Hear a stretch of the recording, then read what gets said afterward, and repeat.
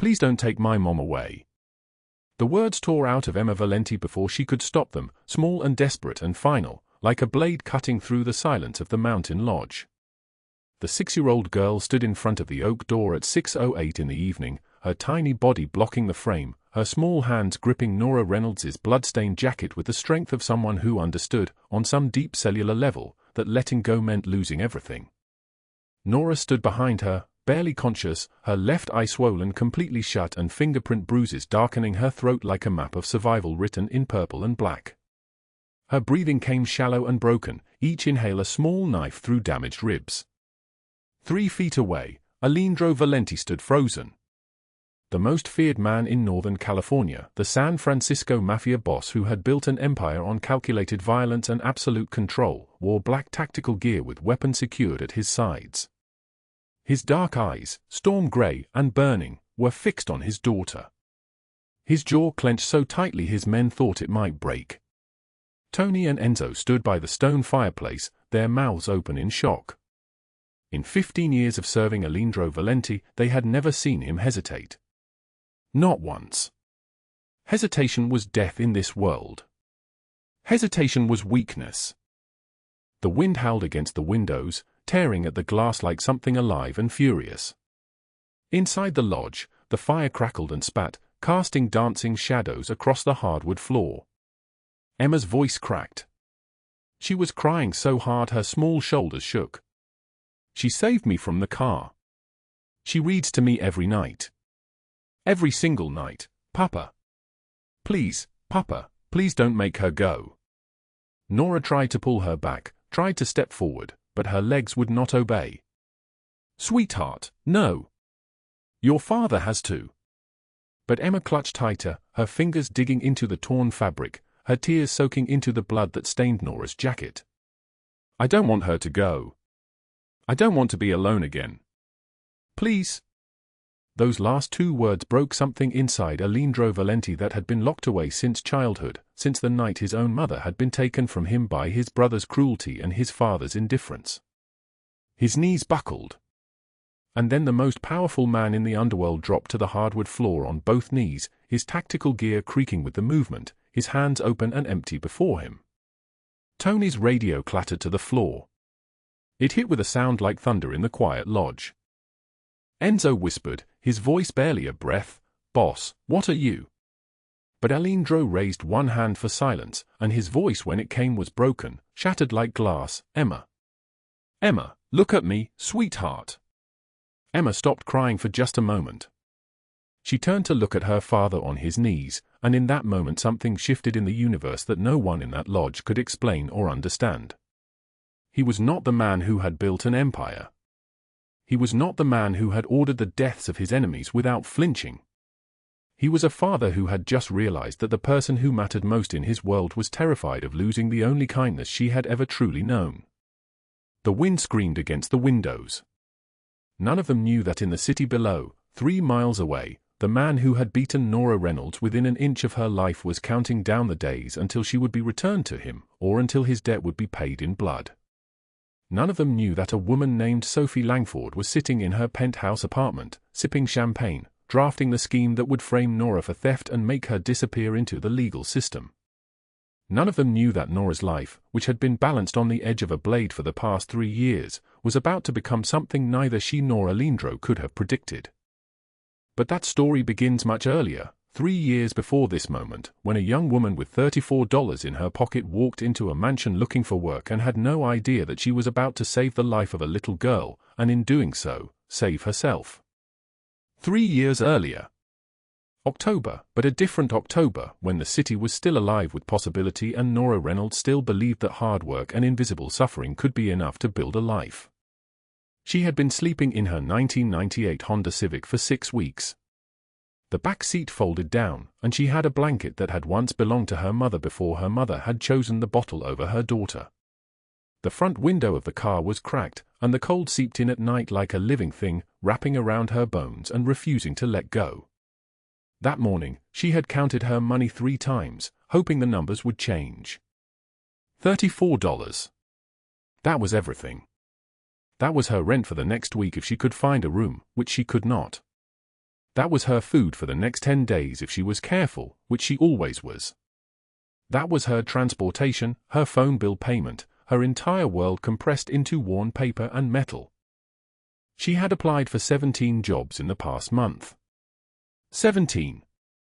Restaurants, retail stores, housekeeping agencies, anywhere that would hire a 24-year-old woman with no current address and a work history that consisted of 3 months at a diner before the manager had decided she was too quiet, too invisible, too easy to forget.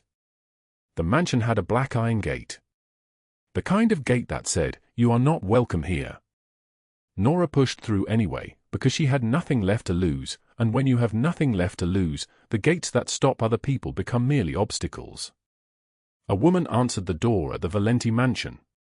Mrs. Gianna Valenti, age 58, with silver hair cut precisely, wearing a cream-colored sweater that probably cost more than everything Nora owned. She looked Nora up and down once, and in that single glance, Nora understood that she was being assessed and found wanting. "We don't need anyone," Mrs. Valenti said, and began to close the door. "Please," Nora said. The word came out without permission from her brain, just desperation and hunger and $34 in her pocket. "I'm very good with children. I have references. I will work nights, weekends, whatever you need. I just need—" "We have a nanny," Mrs. Valenti said. But something in her face shifted. Something small. Something human. "What's your name?" "Nora Reynolds." "Wait here." 20 minutes later, Nora was standing in a kitchen that was larger than the apartment she had shared with 3 other women for months ago. The light from the windows was gold and warm and seemed impossible. A little girl sat at a table drawing with colored pencils. Age 5, almost 6. Dark curly hair like her father's. Eyes that held something both curious and afraid. "This is Emma," Mrs. Valenti said. "Our current nanny gave notice last week. She was not a good fit. Emma has had some difficulty adjusting.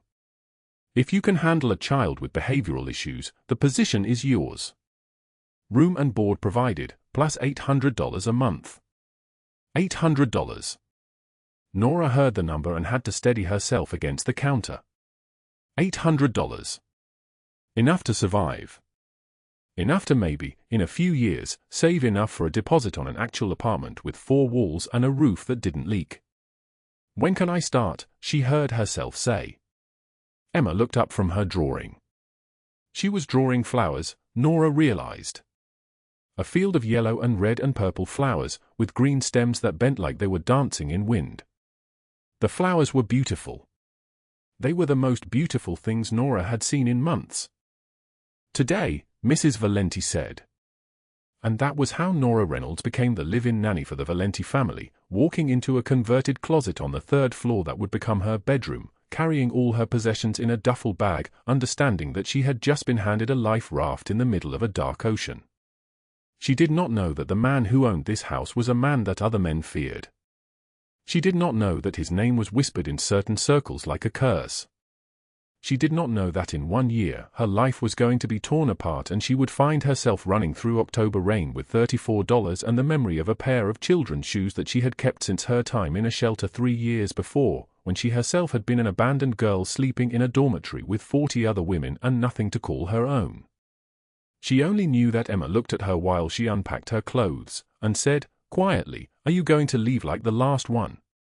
And Nora knelt down and looked into the eyes of this little girl who had learned, at 5 years old, that the people you love disappear, and she said the only true thing she had ever promised anyone, "No. I'm not going to leave." The wind pressed against the windows of the mansion. Emma took her hand. And somewhere in the city, in an apartment with water-stained walls and a man with fists that had learned to hurt, something was waking up that would not stop until it had destroyed everything Nora had built in this house. But Nora did not know that yet. For now, she was safe. For now, she was home. The converted closet smelled like fabric softener and surrender. 6 feet by 8 feet, walls painted institutional beige, a single window no larger than a showbox that looked out onto the service alley of the Ashford mansion in Pacific Heights. Nora Reynolds stood in front of the mirror that hung on the back of her door, a mirror so small she could only see her face in thirds, and pulled her dark hair into a bun so tight it erased the wrinkles from her forehead. She was 28 years old, but her eyes carried the weight of someone much older, the kind of tired that lived in the bones and never quite left even after sleep. The clock on her shelf read 5:02 in the morning. She had 13 minutes before Mrs. Ashford's coffee needed to be on the kitchen counter at exactly 6 a.m., prepared to her exact specifications: French press, 2 sugars, a splash of whole milk, temperature precisely 175 degrees Fahrenheit. Nora had learned to measure temperature by the way the steam moved, the way it rose in thin wisps rather than thick clouds. Precision was survival. She dressed in the darkness, careful not to knock her elbows against the walls, a movement she had perfected over 3 years of living in a space designed for storage, not people. Black pants. White shirt. Cardigan in navy blue that she had purchased from a thrift store for $4. Everything was clean because cleanliness was the only thing she could control. The only thing that cost nothing. On her single shelf, between a bar of soap and 3 paperback novels borrowed from the public library, sat a pair of children's shoes. They were white canvas, size 0 to 3 months, with a tiny embroidered flower on the left toe. The sole had never touched ground. The laces had never been tied. They had been given to her 8 years ago by a social worker named Patricia in a shelter in Denver, Colorado, on a day Nora would never quite recover from, and she had carried them with her through 6 different states and 14 different jobs and 3 years in this closet, the only proof that she had once believed she would be someone's mother. The shoes were why she never saved money. Whatever she earned beyond the bare minimum, the $1,800 monthly salary from the Ashfords, which was paid directly to her bank account with no benefits, no days off, no way out, went to other people. A woman at the grocery store whose son needed surgery. A teenager living in her car outside the public library. A shelter in Oakland that took in women with nowhere else to go. Nora Reynolds gave away money because she understood, in a way that only the truly invisible understood, that the difference between having a closet and sleeping in a car was not a matter of hard work. It was luck. It was one person, on one day, saying yes instead of no.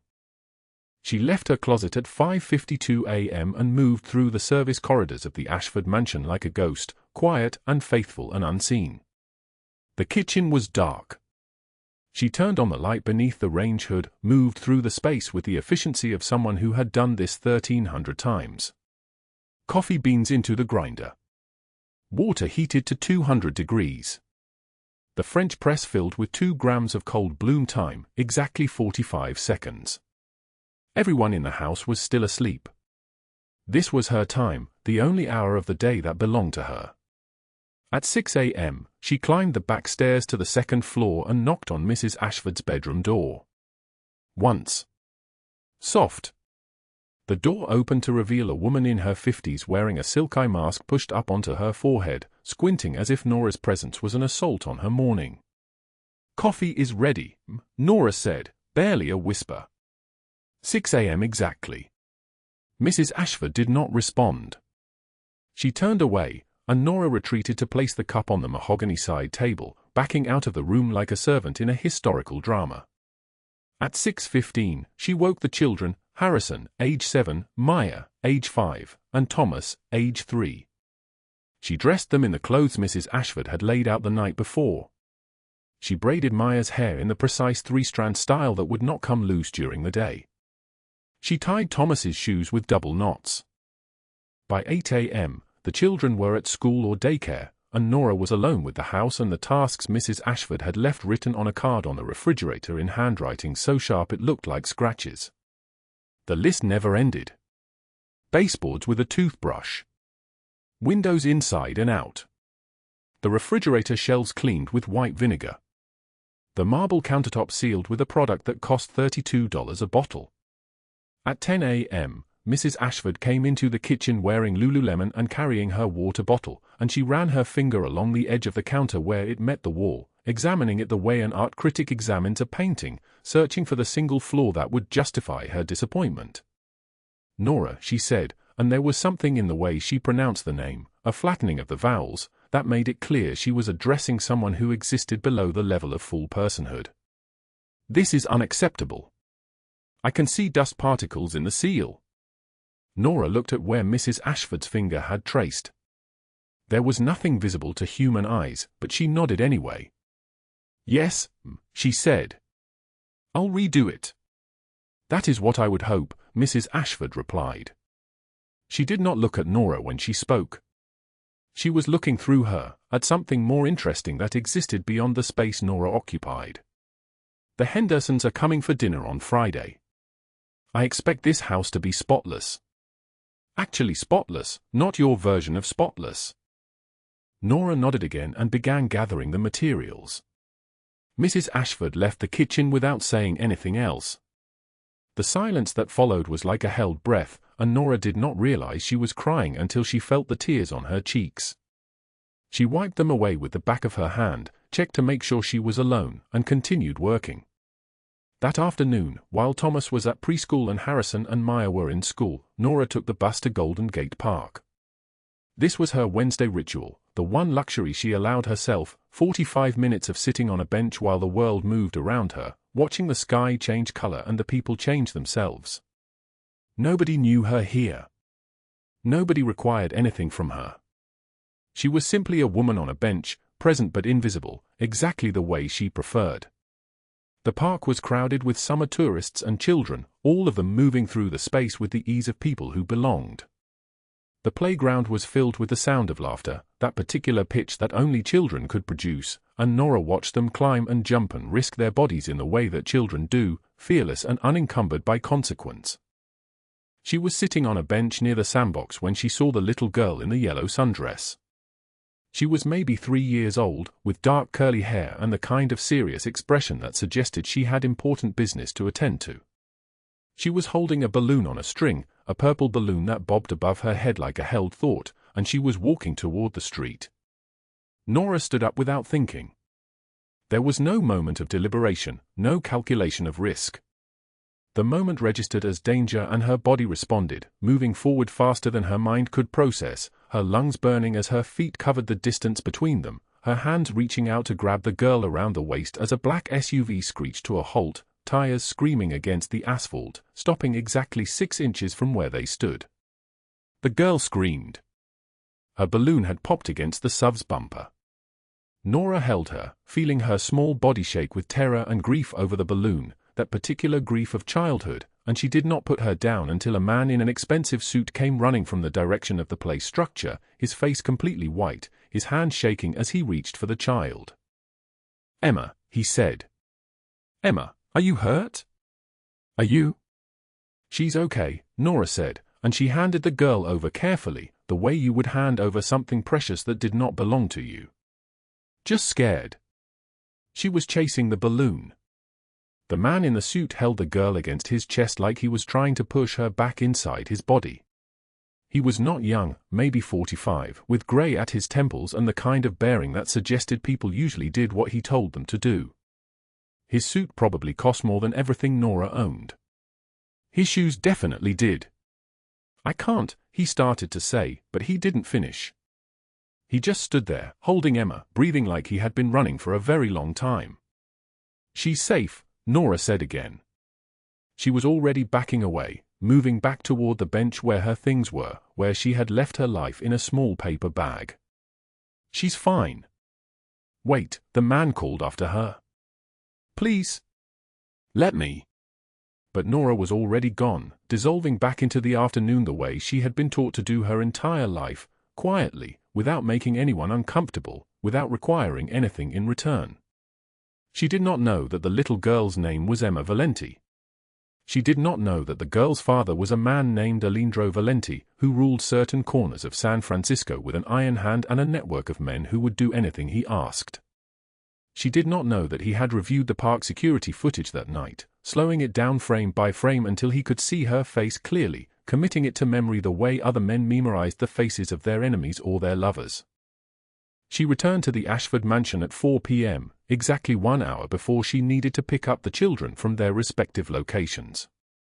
She cleaned her hands with the small bar of soap on her shelf, changed into her work clothes, and did not think about the little girl again. What Nora Reynolds did not know was that another man had been watching her that afternoon in the park, a man who preyed on women with nowhere to hide, nowhere to run. He had seen her move, had seen the way she sprinted without hesitation, had seen her give something away without asking for payment in return. He had seen her invisible. And invisibility, to a man like Douglas Hale, was the same as defenselessness. It was the same as belonging to him already. That night, the Ashford house settled into its evening rhythms, and Nora made dinner for 3 children in a kitchen that did not belong to her, while somewhere in the city, in an apartment with walls that wept from water damage, a man was opening a file he should never have been able to access, studying the photograph of a woman's face, and beginning to plan. The fireplace crackled as shadows danced across the lodge's stone walls. Nora sat on the edge of the leather couch, her left eye swollen shut, the fingerprint bruises on her throat darkening like a map of ownership. The blanket draped over her shoulders felt like an accusation. She didn't belong in a place like this. The grandfather clock in the corner read for 08 a.m. when Aleandro returned from the kitchen with a glass of water and a bottle of antiseptic cream. He moved with the precision of a man accustomed to control, each step deliberate, unhurried. Nora flinched as he approached. "I won't hurt you," he said, his voice deep and solid like an oath. "I'm going to help you clean these wounds. That's all." She watched him sit in the chair across from her, maintaining distance, letting her set the boundaries. He was tall, broad-shouldered, with dark hair silvered slightly at the temples. His suit was tailored from fabric worth more than everything she owned in the world. But his eyes held something unexpected. They were storm gray and burning with controlled rage, though not directed at her. "What's your name?" he asked. "Nora Reynolds." "I'm Aleandro Valenti." He waited, letting that name settle. "That little girl sleeping down the hallway is Emma, my daughter. 3 years ago, you pulled her from traffic in Golden Gate Park. You didn't know who she was. You didn't wait for gratitude. You just acted." Nora's hands trembled. "I don't understand." "That makes 2 of us," Aleandro said quietly. He opened the antiseptic bottle, the sharp smell filling the space between them. "I've spent 15 years in a world where people calculate the cost of every action. Where kindness is a weakness to be exploited. Then I watched security footage of a woman, you, sprint into traffic without hesitation to save a child who meant nothing to you, and I couldn't stop wondering about your face." He leaned forward, his movement slow and careful, and pressed the cream against her throat. Nora held her breath. "How did you get those bruises?" he asked. She almost didn't tell him. But something in the way he touched her wounds, gentle, precise, without judgment, broke through her defenses. The words came out in fragments. "A man named Douglas Hale. He offered me a job. Seattle. $4,500 a month. I was desperate. I signed a contract without reading it properly." Her voice dropped to a whisper. "The fine print said I owed him $85,000 in recruitment fees. If I didn't pay within 7 days, he owns me. He can sell me." Aleandro's hand stilled. "Sell you?" "To his network. Women disappear into that network. They don't come out." Nora pulled the folded contract from her jacket pocket with shaking fingers. "I tried to leave. I got 3 days away before his men found me at a rest stop outside Sacramento. He beat me as a reminder. Said I have 4 days left." Aleandro read the contract, his jaw tightening with each word. When he finished, he set it down carefully, as if the paper itself might ignite. "This is a trafficking document disguised as employment law," he said. His voice had changed, become something harder, colder, more dangerous. "Douglas Hale operates out of Oakland. I've heard the name before. He said if I try to disappear, he'll know. He has people everywhere," Nora said, the panic rising again. "I shouldn't have come here. If he finds you—" "He won't find me," Aleandro said. It wasn't arrogance.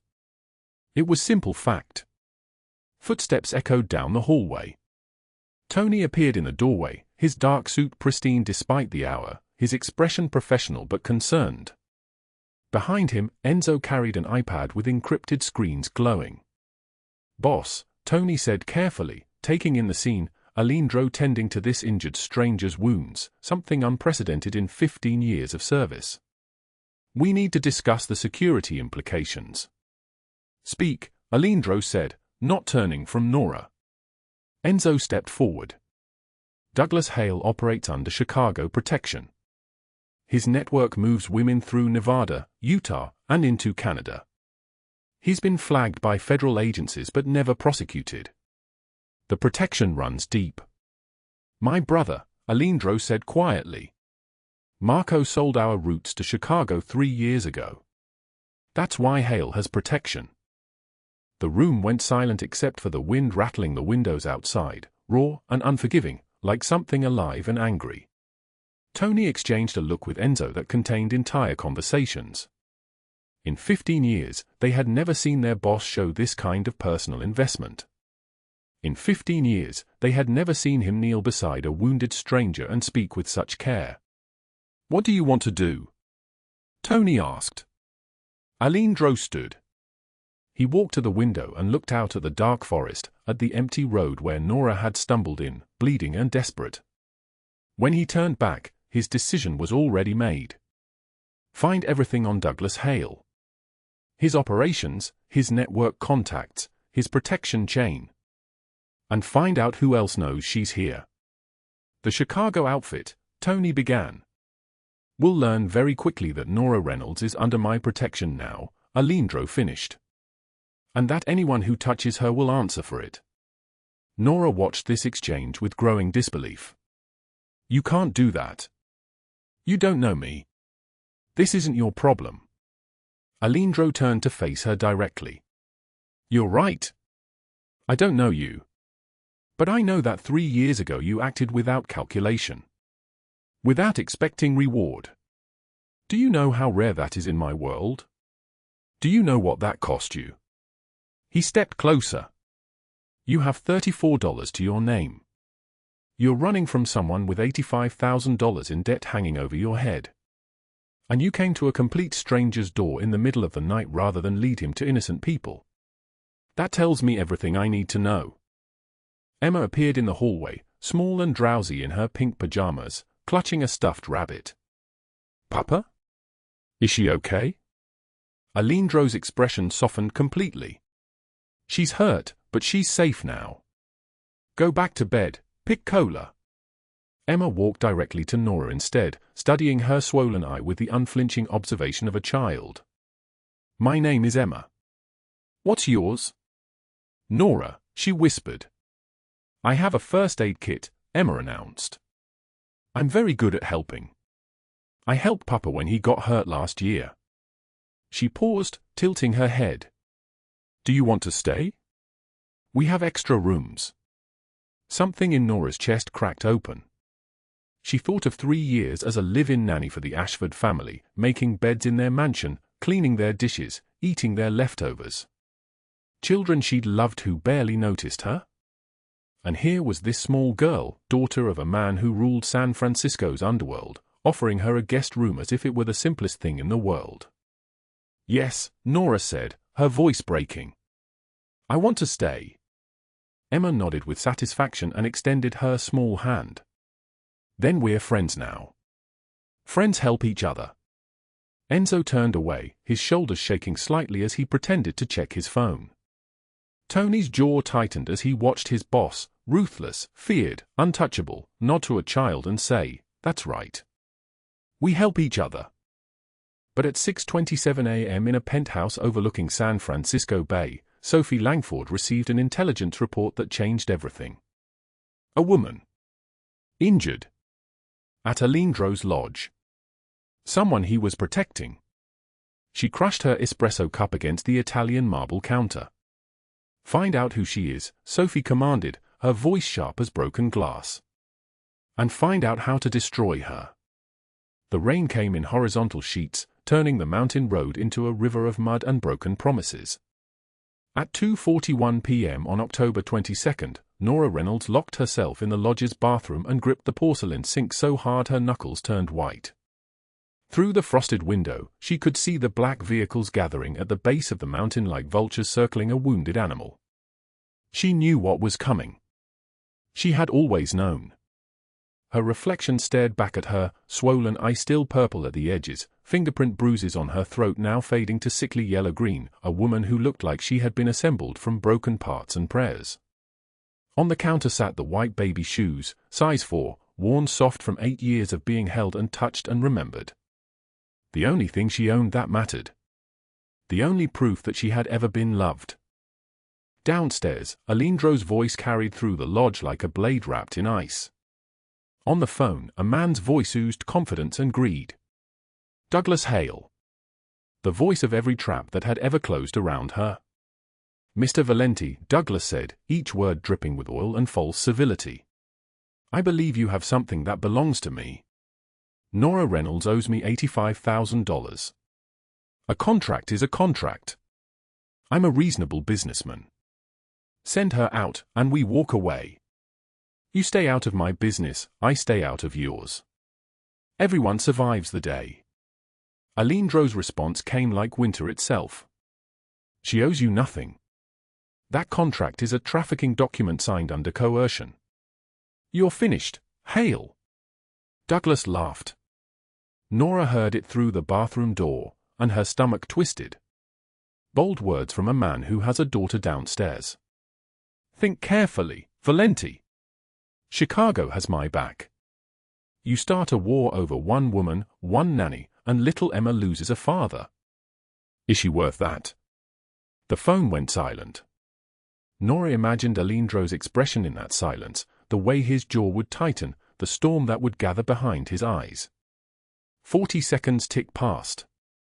Then Aleandro spoke, his voice so quiet she barely heard it through the door. You just made the biggest mistake of your life. He hung up. At the same moment, on the other side of the lodge, a different kind of danger arrived. A cream-colored Mercedes pulled up to the front entrance, and Sophie Langford emerged like a predator that had finally found the scent of blood. She wore a pale blue dress that cost more than Nora made in 6 months, and her smile was the smile of someone who had never been told no by anyone who mattered. With her came 2 security guards and a local sheriff, his badge newly purchased with Langford money, his conscience freshly buried somewhere he would never find it again. Sophie knocked. When Tony opened the door, she pushed past him without waiting for invitation, her heels clicking against the wood floor like the ticking of a countdown timer. Aleandro, darling, she said, her voice honey-smooth and razor-sharp. I hate to do this, but my company has suffered a terrible theft. Corporate files worth millions vanished without a trace. I have evidence, very solid evidence, that the thief is hiding here in your lodge. As a concerned businesswoman, I'm forced to involve the authorities. I'm sure you understand. Aleandro stood in the doorway, Enzo and Tony flanking him like bookends. The sheriff shifted his weight uncomfortably, sensing he had walked into a room where the rules were written in a language he did not speak. You're not coming in, Aleandro said. I'm afraid I must, Sophie replied, gesturing to the sheriff. I have legal authority. Your authority means nothing here. Aleandro's voice was quieter than a whisper but louder than a scream. Leave now, or I will remove you. Sophie's mask slipped. For just a moment, the beautiful veneer cracked, and something ugly and desperate showed through. You're protecting a thief? How disappointing. I thought you had better taste in women, Aleandro. Someone with actual worth, not some nobody nanny who. Stop, Aleandro said, and the word fell like an executioner's axe. From upstairs, Emma's voice called down, small and frightened. Papa? What's happening? That voice, that one small voice asking for reassurance, was the thing that finally broke through all of Nora's resistance. She stood in the bathroom, gripping the sink, understanding that her presence had brought danger to the only people who had shown her kindness. Emma was afraid. Aleandro was facing down both a human trafficker and a wealthy sociopath. All because of her. All because she had run. all because she had valued her own survival over their safety. Nora's hand moved toward the door. She would go downstairs. She would surrender.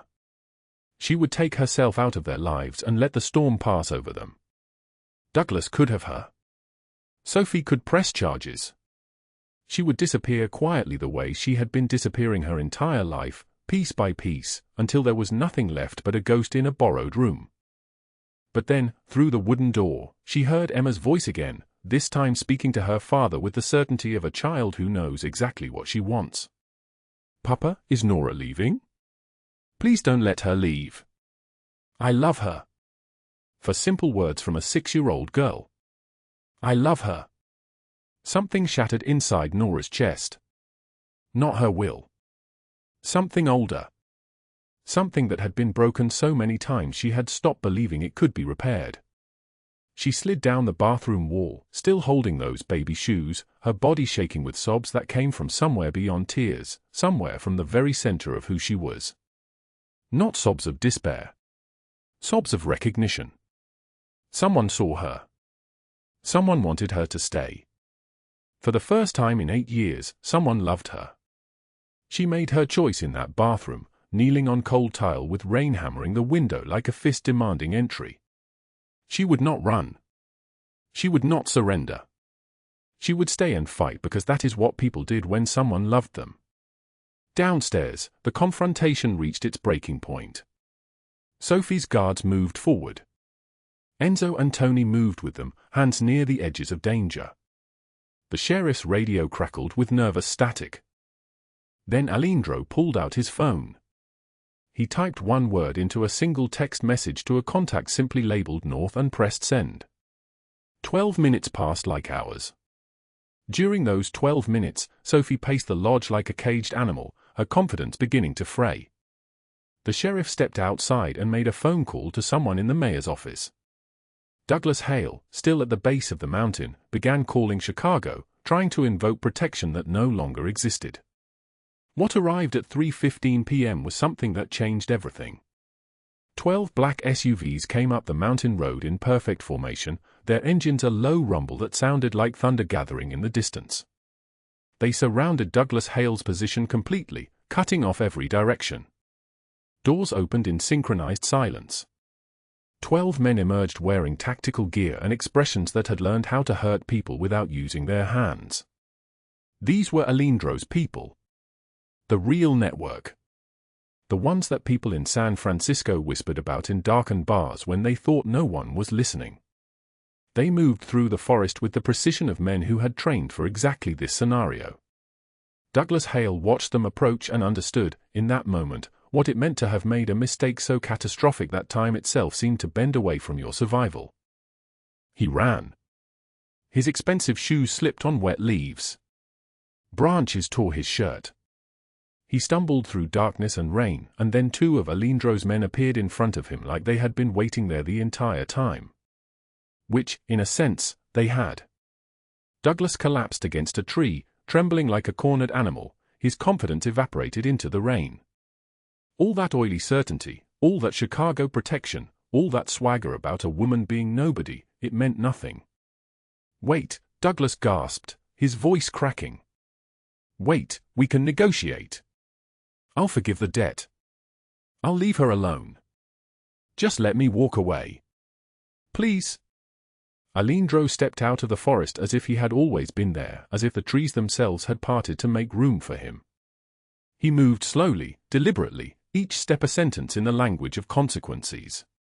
"You traffic women," Aleandro said, his voice like a prayer spoken in a graveyard. "You prey on the desperate. You mark Nora Reynolds as your prey, and you believed there would be no cost to your hunger. I have protection," Douglas began. "You have nothing." Aleandro's eyes were storm gray and absolutely final. "Chicago sold you out 2 hours ago. I made them a better offer." Douglas's face went the color of ash. Before he could respond, FBI vehicles appeared on the mountain road, their lights flashing red and blue against the rain-soaked trees. Agents emerged with practiced efficiency.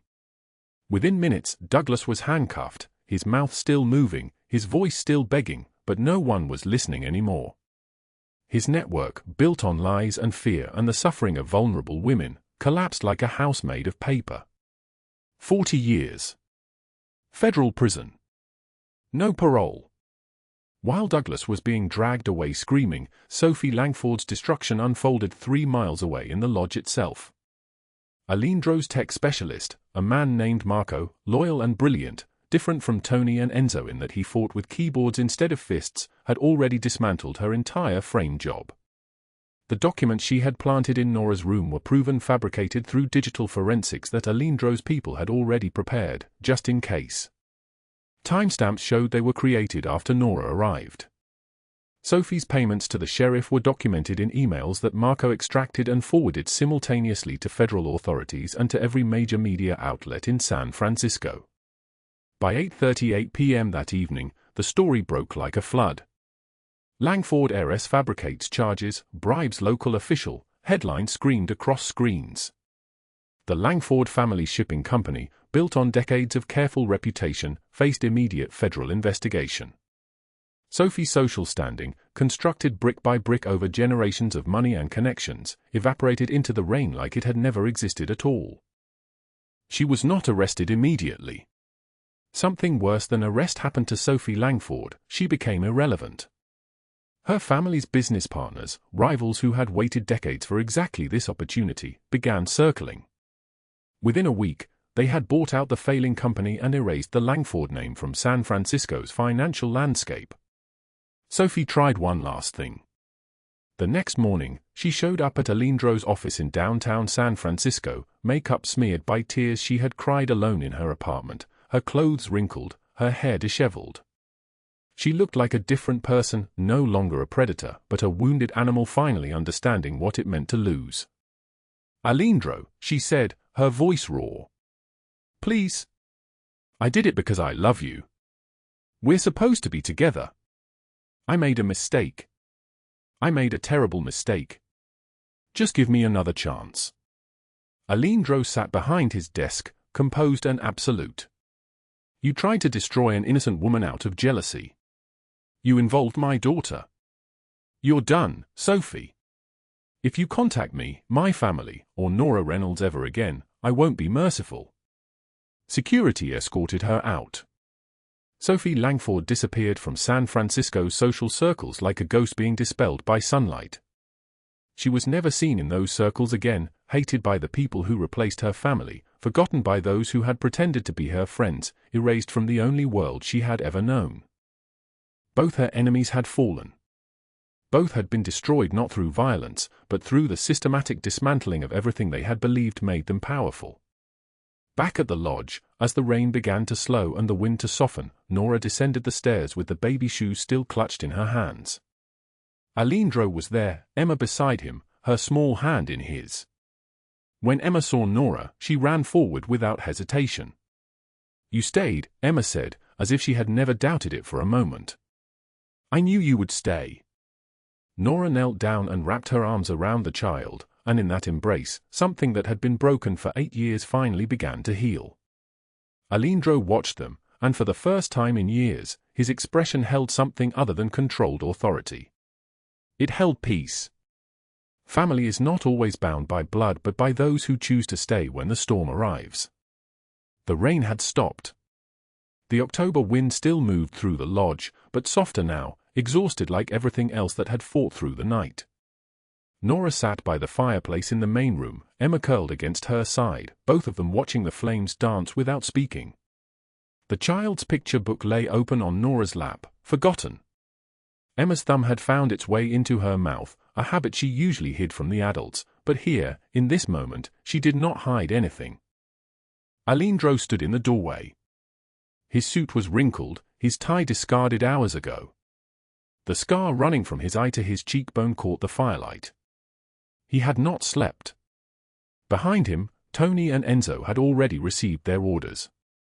Douglas Hale was in federal custody. The $85,000 debt erased. The contract voided by authorities who understood now what Nora had endured, what the trafficking network had done. Her name would not be published. Her details would remain sealed. She was safe in the way that mattered, safe from pursuit, safe from the night. Aleandro cleared his throat quietly. Emma did not move. He raised one hand, a gesture, and Nora understood.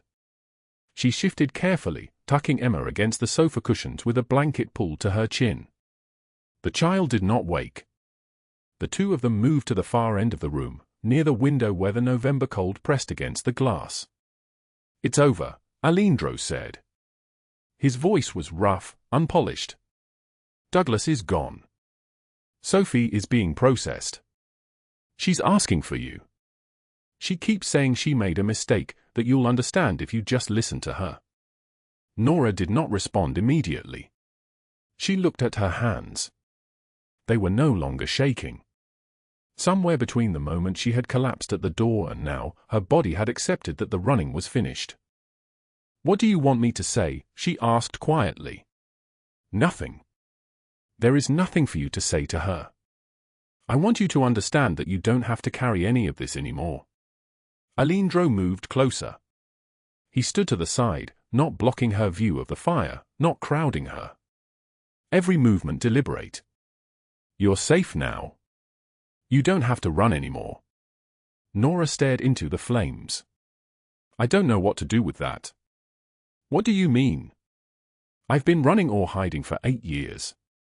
Running from my mother's boyfriends, hiding in shelters, running from Douglas, hiding who I was from everyone at the house." Her voice was steady but empty, like someone reading words from a page. "I don't know what it means to stop." Aleandro was quiet for a long moment. Then stop. Stay." She turned to him. In the firelight, his eyes were not the cold storm grey she had seen when his men brought her inside 3 nights ago. They were something else. Something that looked almost like fear, but fear from someone unused to being afraid. "Stay where?" Nora asked. "I don't have anywhere. I don't have a job anymore.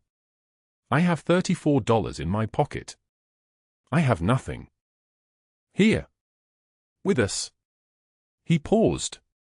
"Not as a nanny in a closet. As family." The word hung between them like something solid, something that could be touched. Nora's eyes filled with tears.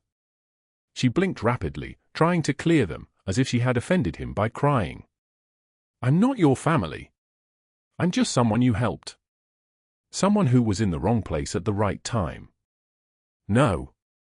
Aleandro shook his head. The movement was final, absolute. "You saved my daughter 3 years ago. You didn't know who I was. You didn't want anything in return." A child was running toward traffic. A stranger pulled her back. His jaw tightened. "That kind of goodness is rarer than you know. And these past few days, watching Emma light up around you, watching you choose to fight instead of run, you're already family. You just don't see it yet." Nora cried then. Years of isolation came pouring out, exhaustion she had carried since she was 14 years old, shame that was not hers to carry, hope she had not allowed herself to feel. Aleandro did not try to fix it or stop it or speak over it. He simply sat with her, his presence solid and present. When she finally spoke, her voice was raw. "I don't know how to be part of a family. I don't know how to stay." "Neither did I," Aleandro said quietly, "after my brother's betrayal. But Emma taught me. And maybe we'll figure it out together." The next morning came pale and clear.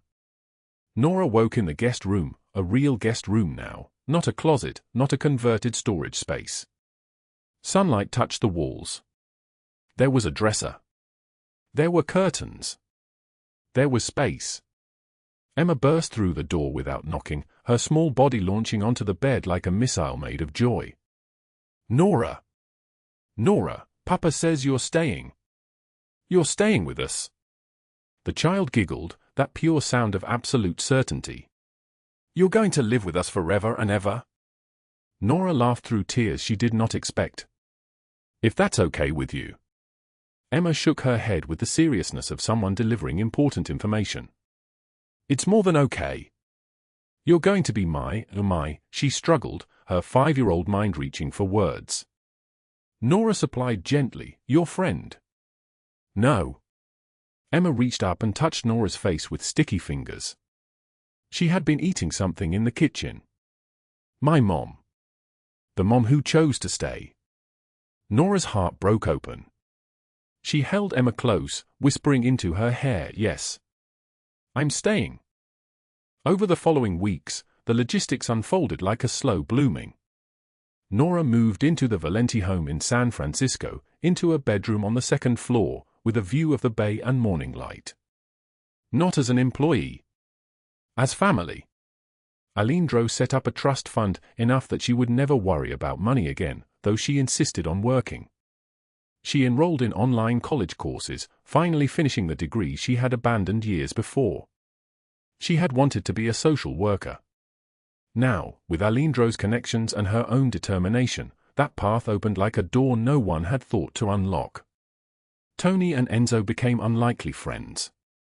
They brought her coffee when she studied late into the night. They helped her move boxes of books into her room. They looked at her the way you look at someone who matters. Emma thrived. She had nightmares sometimes, but they became less frequent.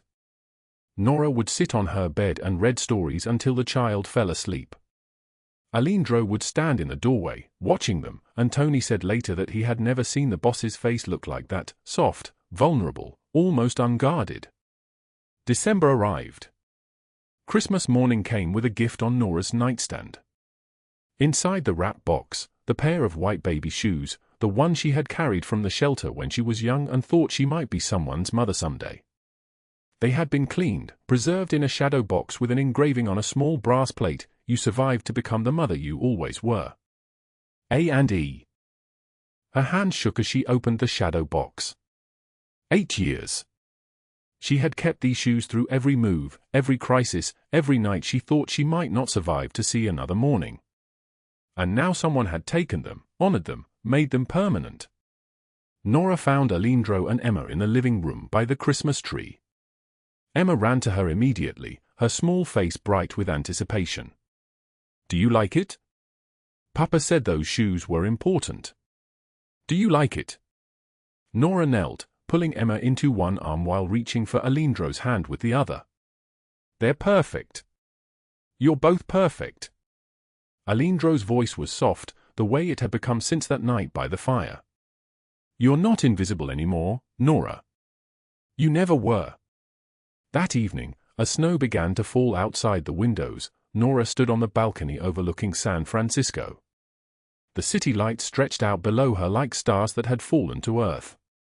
Emma slept inside, exhausted from the day. Aleandro stood beside her, his expensive wool coat wrapped around both of them.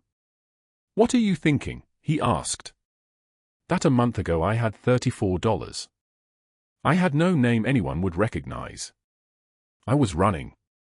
She paused. "Now I have a home. I have a child who calls me mother. I have you." He turned toward her. "You always had this. The home, the family, the belonging.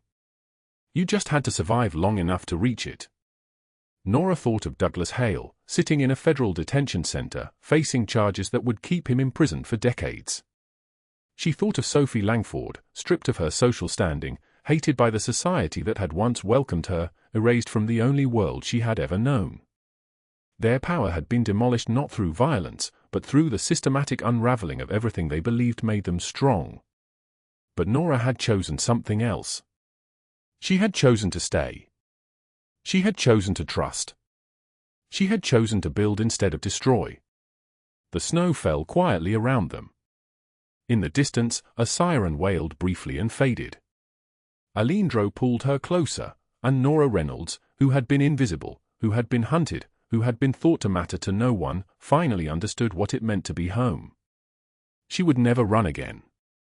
Family is not always bound by blood but by those who choose to stay when the storm arrives. If this story touched your heart, please subscribe to the channel, like and share this video with the people you love. Every comment you leave is a precious source of motivation. We wish all of you good health, a joyful life, and days filled with peace.